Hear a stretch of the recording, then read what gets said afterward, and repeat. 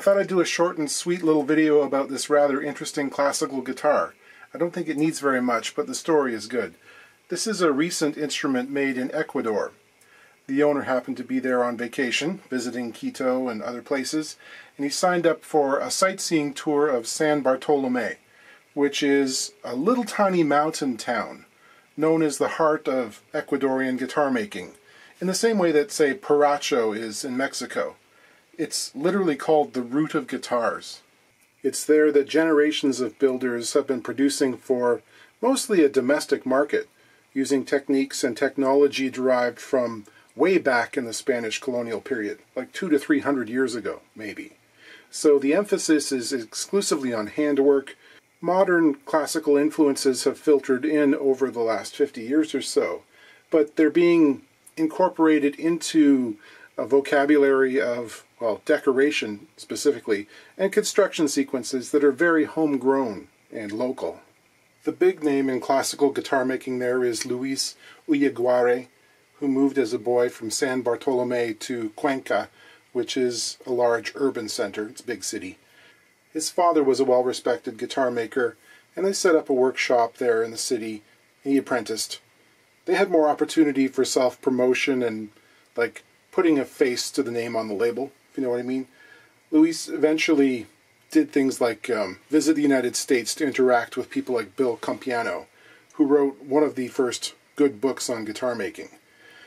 He had that wider scope of influences, more foreign contacts, and he built up a clientele that extended beyond Ecuador, which is pretty cool. While that was going on, it was business as usual in San Bartolome, of course, where there are about 10 different guitar-making shops, several of them run by people named Ullaguare, probably all extended family. These are small operations, usually open to the street, you know, lit by daylight. Humidity control? Non-existent. The owner spoke with Jose Homero Ullaguare, who was the builder of this, and got some information. He played a bunch of guitars, and he picked this one out as the one to bring home. He also took a bunch of photos of the shop and sent them to me along with his request for repair, and I think they might be fun for you to look at too. This will probably be as close to one of those reaction videos as I'll ever make. The player also knew that humidity concerns were definitely going to be a thing, right? So he's been very diligent about keeping this humidified through the winter. But despite that, it's got some wicked fret sprout. It's not good when you can see it from behind the neck. The tuners are also quite sticky. And I speculate that the holes in the headstock here may have become slightly distorted as the headstock dried out. You know, they could be pinching the rollers. We'll see. And the B string in particular is kind of suspect in terms of intonation. So we'll have a look at that. The woods employed in this are, well, the top was described as German fir for the soundboard.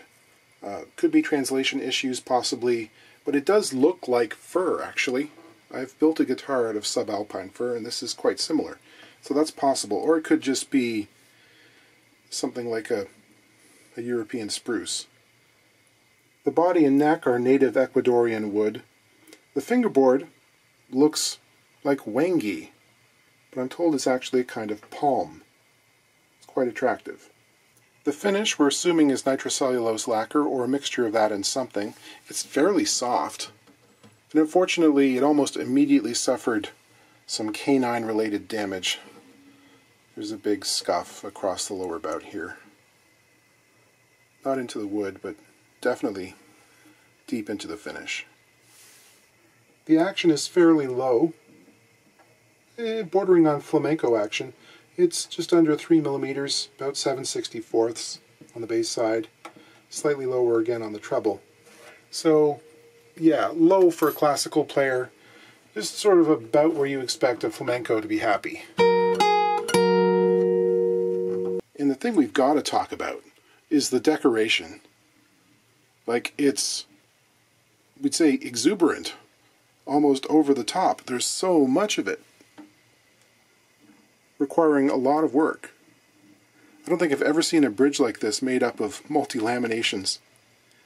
And The motifs are kind of like what you see from Spain in the old days, but not quite.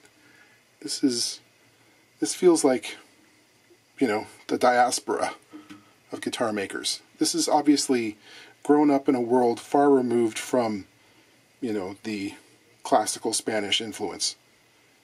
They took on some of their own domestic flair and added it. There is some impressive tool work here. This stuff is not the easy way to do things. These mitered purflings and stuff. The bindings are much wider than you'd find on Spanish classicals. There's also evidence of speed, because you have to work fast to make these things and sell them for the money these guys are getting. These are hand-cut purfling channels. They waver a little bit here and there.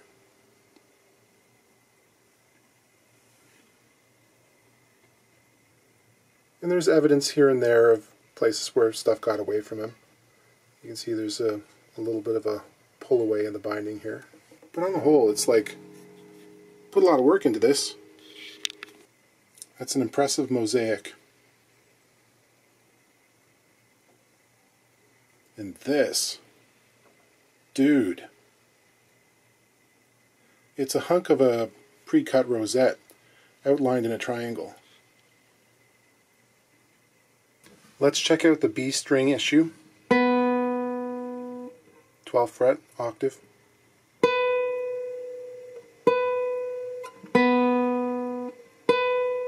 Yeah, so it's 10 or 15 cents sharp. And if you really push hard, yeah, you get up to 20, 25 if you were pushing it.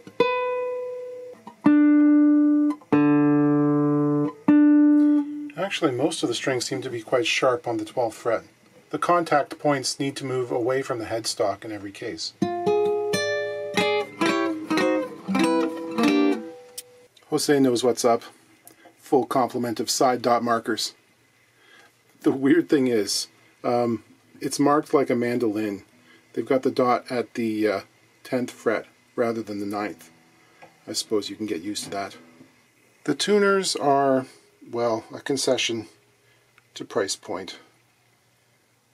These, I think, are like $11 Chinese tuners. That's what he's got to work with. I'm going to try and lubricate these. I'll also look around and see if I have another set we could put on. The D string is especially crunchy here, but I think that has more to do with the string being wound away from the business end of the tuner, and it's actually got caught up in the space between the barrel and where it enters the headstock. It's binding in there.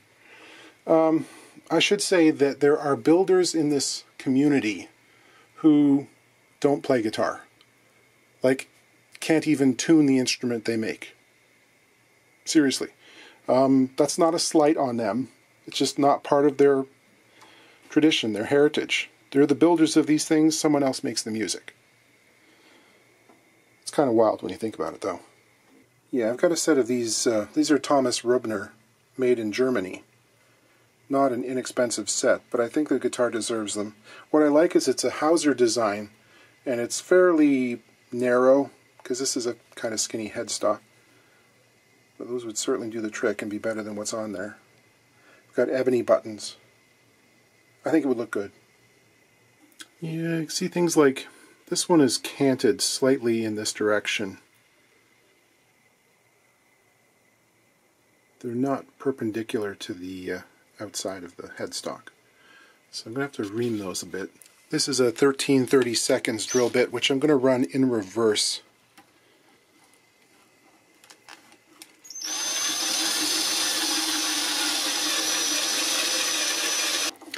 Yeah, it's much better.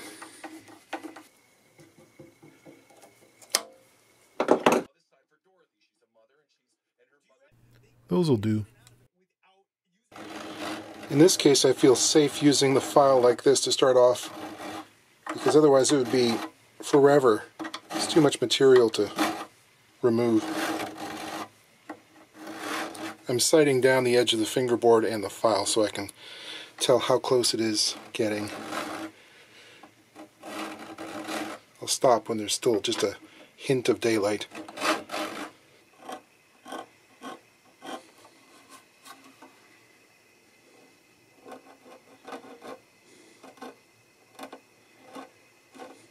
There is a crack that's running along the fingerboard extension here, which should be stabilized.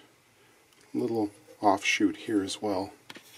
Get some super glue in there with some dust.